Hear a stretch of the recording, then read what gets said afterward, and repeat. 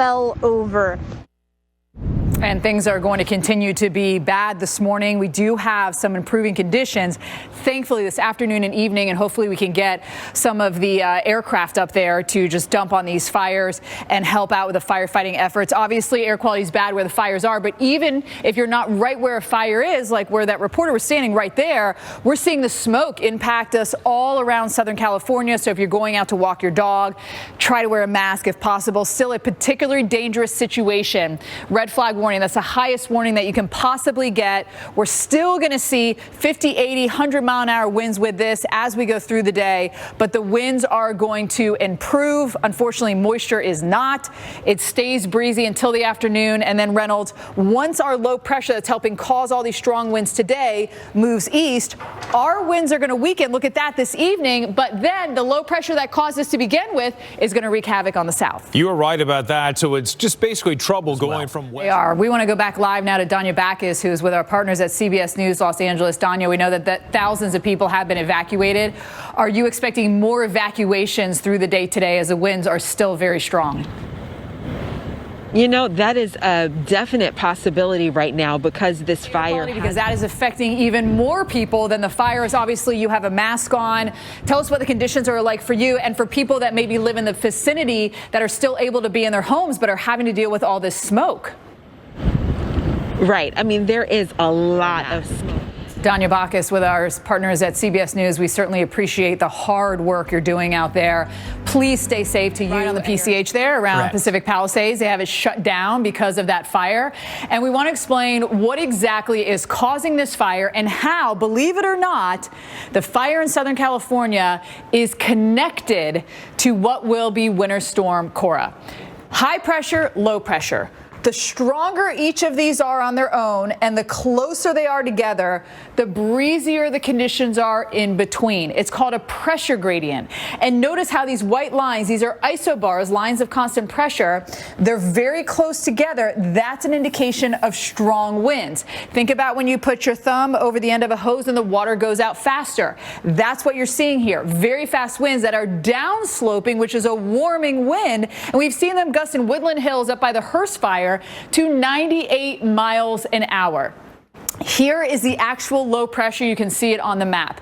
Can't really see that high pressure, but we can see our low pressure here, okay?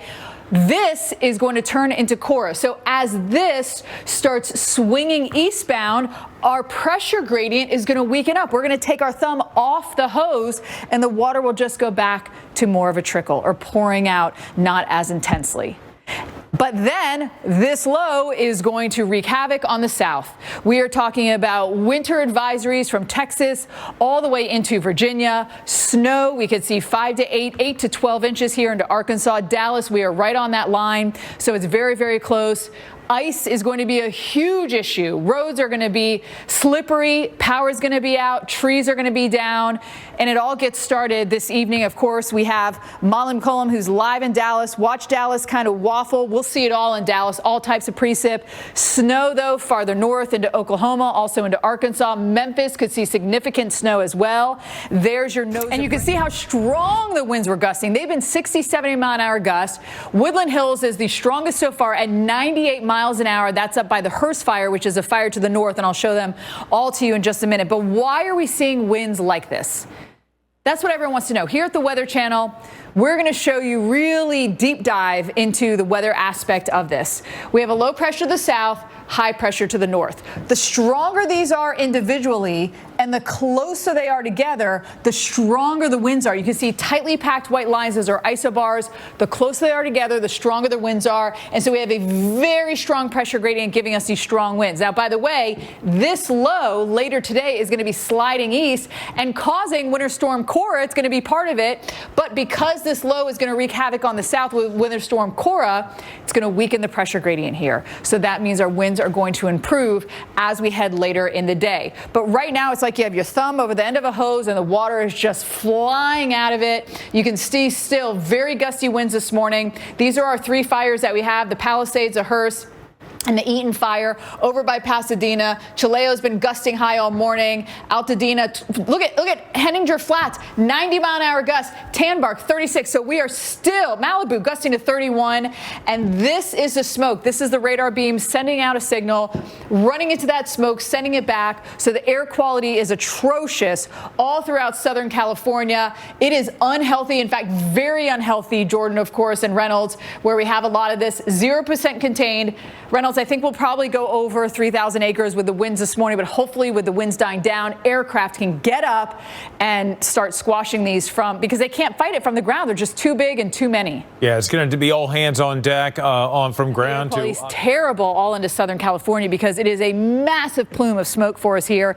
So if you have to go out and walk your dog, do any outdoor activities, make sure you wear a mask if you had one. A PDS, particularly dangerous situation, red flag warning. That means fire danger is high. It's still dry. It's still windy. A PDS is the highest type warning you can get. And essentially what you need to know is we are still going to have strong winds this morning into the afternoon. Later today, it's going to get much better. We'll explain why coming up. So we could see more extreme and rapid fire spread for us.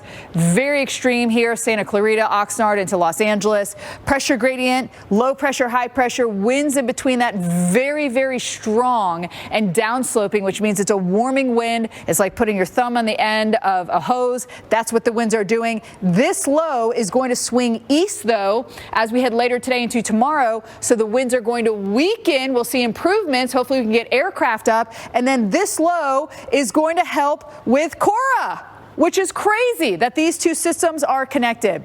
But the winds right now, still horrible. And that's why we think that without any sort of containment, these are going to continue to spread as we head throughout the day. And Reynolds, I just want to show real quickly before we get to you, watch these winds into the afternoon. They lighten up.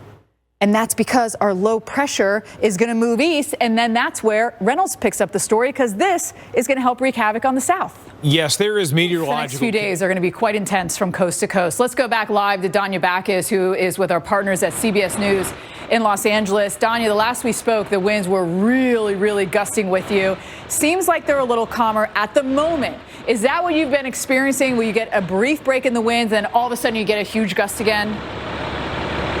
Absolutely. That's exactly what we've been experiencing here. It's almost like... actually had a friend's daughter on the West Coast who's in high school text me video of the winds, and they're down in Orange County.